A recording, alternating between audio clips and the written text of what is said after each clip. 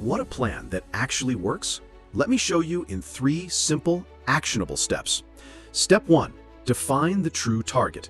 Most people write down goals. They sound inspiring, but they're not precise. Here's what the top 1% do differently. They define a true target, one specific outcome with a non-negotiable deadline, such as not to grow on YouTube, but upload 2 videos a week for the next 30 days. Not get fit, but lose 3 kilograms by October 1st. Step 2. Know your X and Y.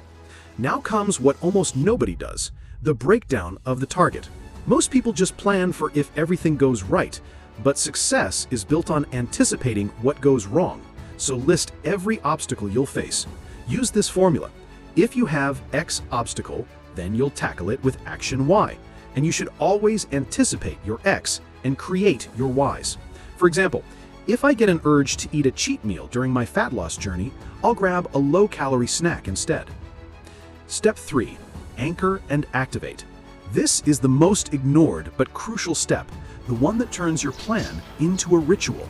Most people make a plan and expect willpower to do the rest, but top performers don't rely on memory.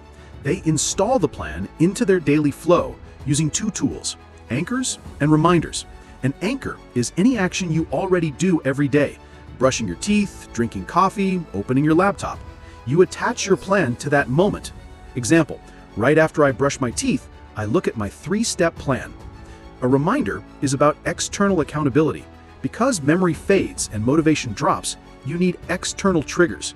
Use sticky notes, calendar events, even ask a friend to check in.